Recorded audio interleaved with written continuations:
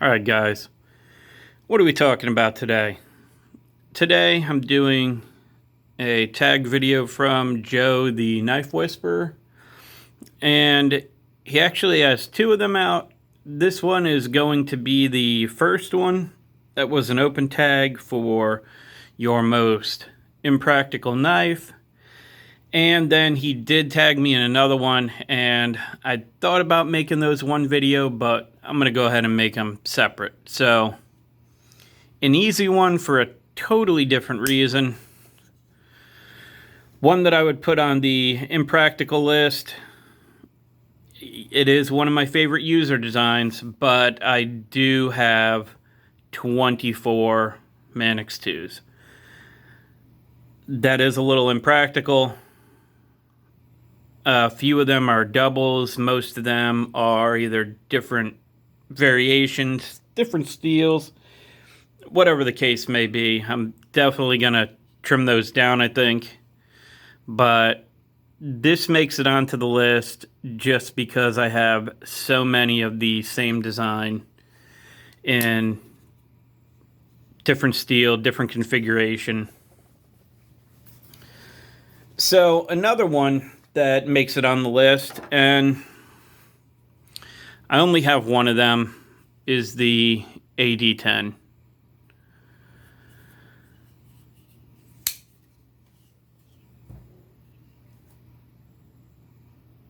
One issue I have with it, and this is totally different from what the video is, the hollow grind is quite off center.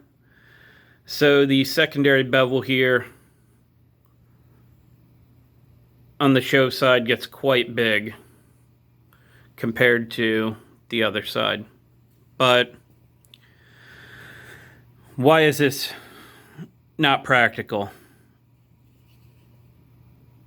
It's pretty big in pocket. That would probably be one of the biggest things. I don't mind heavy knives. I like big knives. I don't like the way some of them carry and bang around in my pocket. This totally fits into that spot. I'm not sure if it's the way the clip is, the way it's balanced when it's closed. It just bangs all over the place. I do like the knife. I have used it enough to put a couple edges on it so far. This is the hollow ground version. It is a little bit under 20 thousandths behind the edge, most of the way through here. In terms of cutting, it's perfectly fine. In terms of carry, it's pretty impractical. I've tried carrying this. This pretty much just rides in one of my bags. Those of you that have one know it's kind of thick. Couple that with how wide it is when it's closed. Not a great clip, and it just does not carry very well. Now, when I first thought of this tag, the very first knife that came to mind was my ADV Tack Butcher.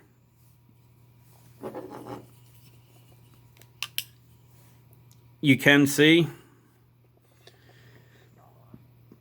it's got a footprint a whole lot in pocket like the AD10. And I don't know if it is the way the clip placement is, how it carries. This actually does not bang all over the place in my pocket. I've carried this at work many times. I've used this quite a bit. But what are some of the things that make this not so practical? Well, I like the back spacer. It looks pretty cool. This does poke you. Pokes your hand depending on how you open it, depending on how you take it out of your pocket. The other things would be, I like the way Wharncliffes look. My problem is they are not very practical for my applications. I don't enjoy them as much as many other blade designs.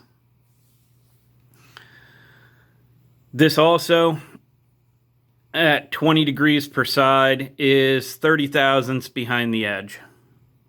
So it is, wouldn't exactly say it's the best cutting knife.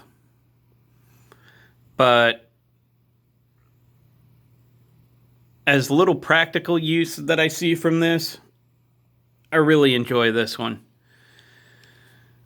I wanted one of these for a long time.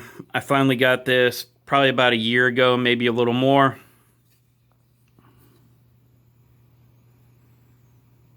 I got it as a user. You can see it's got plenty of wear on it. I have carried it quite a bit since then. The action's pretty good. So I really enjoy it. This to me is more of a fun knife than a practical type user. That's why I keep it around. I don't see myself getting rid of this. At some point, to make it more practical, I have thought about maybe doing a hollow grind on it, or maybe just thinning out this flat grind and taking it up a little bit higher.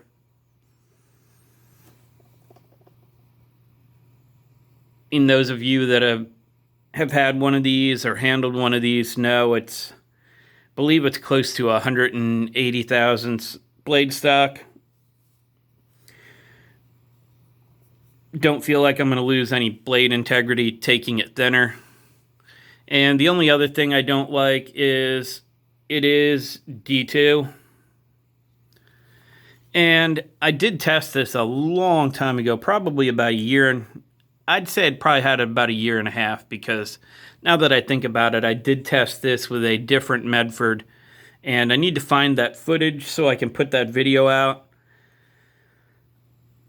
This is one of only a couple D2 that I am okay using, and when I do post the video, you guys will understand why. But just as far as design goes, really cool knife. Carries way better than the AD10, even though they're about the same size. And I believe this is not terribly lighter than the AD10, but it definitely feels lighter in pocket, in hand. They may even be close. I don't particularly remember.